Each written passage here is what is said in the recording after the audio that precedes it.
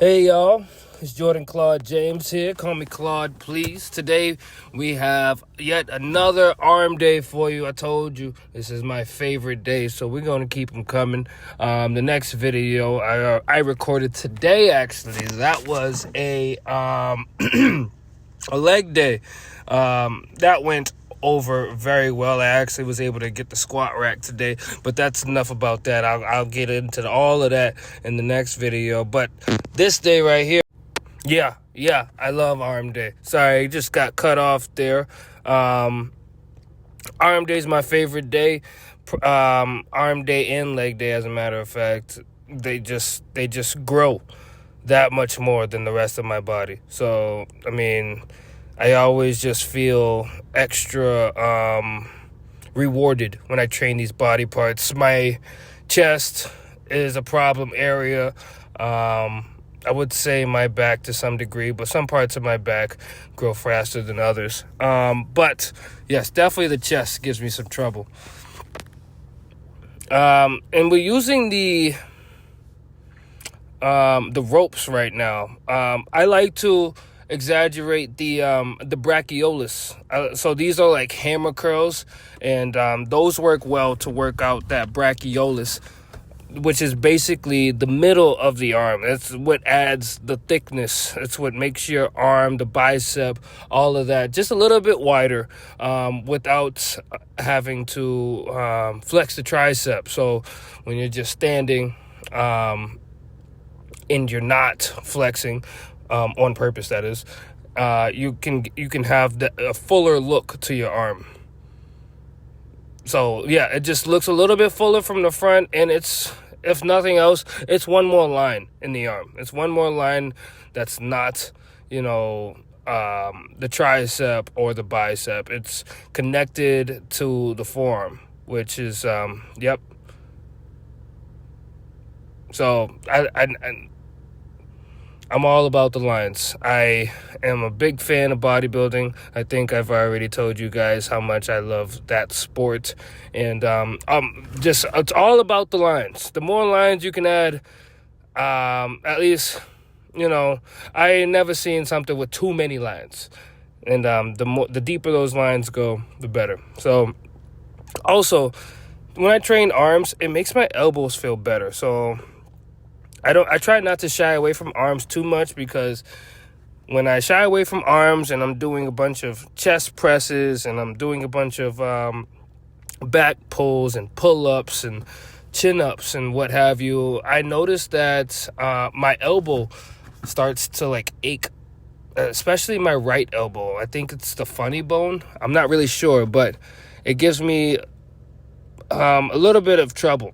I remember there was one day when it must have been the first exercise. I did one pull-up. Maybe it's because I wasn't warm and I started with body weight pull-ups. I don't even know if that's a thing. But maybe my body's not accustomed to pull-ups enough. I mean, I can do about 15, which I don't think is bad. But this day started with pull-ups, body weight pull-ups, no assist.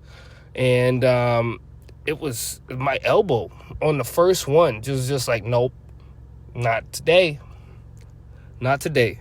So we had to cut that workout short, because I just wasn't about to be in there just struggling with pull-ups the whole time. At least that's what it felt like at first. It was just pain. And you know what? There's a difference between, I want to say that there's a difference. I got to call her back a little bit later. But anyways, there's a difference between pushing through soreness. There's a difference between pushing through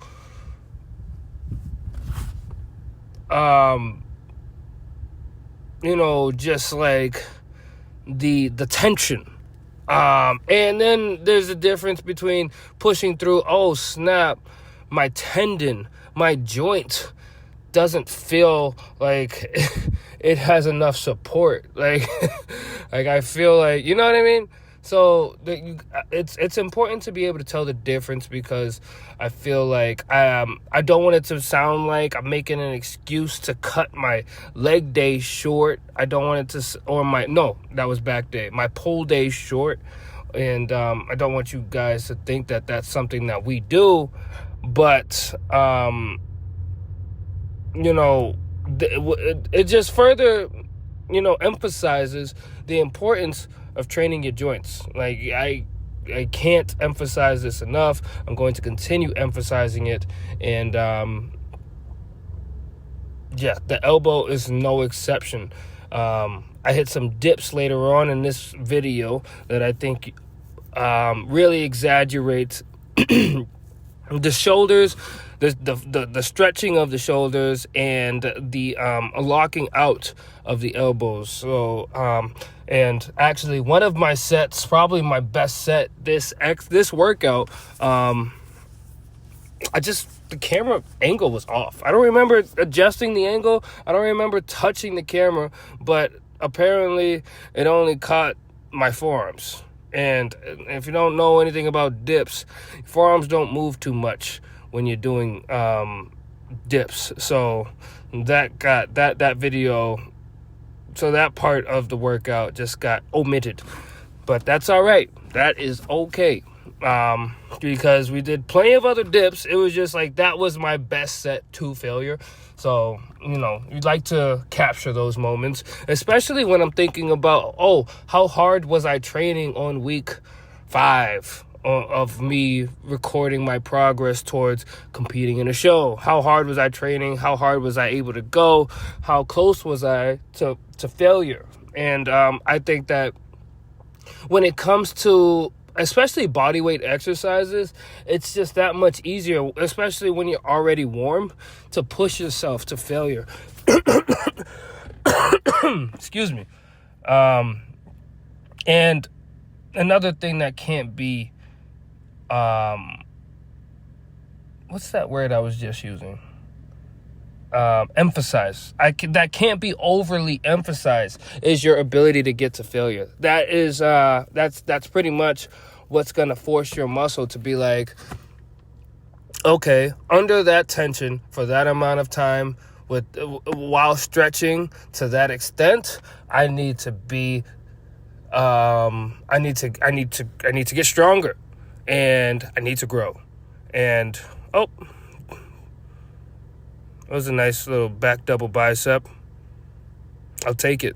I'm feeling it today. Like I said, I'm a big fan of arms and legs. Can't see the legs there, but still love them. So when you like that, your ability to continue pushing your muscle beyond what it already knows it's capable of is crucial. It's absolutely crucial. And the rep ranges these days are so far apart, and everybody's saying something else about what is maximal and what is best. The fact of the matter is, it's harder to do more reps while under tension. It's harder. It's harder to do 15 to 20 reps, 15 to 20 reps of weight that's hard for you than it is to do 6 to 8 reps of weight that's hard for you. It's just over that much faster. It's the time, and you know what? It probably has a lot to do with time under tension. For you to hold 6 to 8 reps for 45 seconds just doesn't make much sense. That's a very short clip. That's a short-lived clip. And although you'll reach failure while the muscle isn't under tension nearly as long. Not to say that it can't grow, because you can definitely grow with 8 reps. That is definitely a thing. I just think that the amount that the muscle has to work is also a factor when it comes to growing. But let's not forget the most important part, which is eating. My favorite part of the workout here, the dips. Now,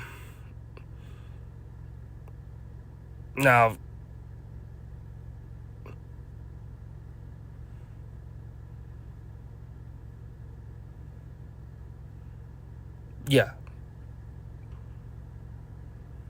this felt really good.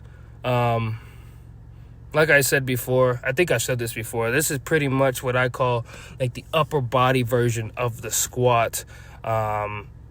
It really doesn't get much better than this.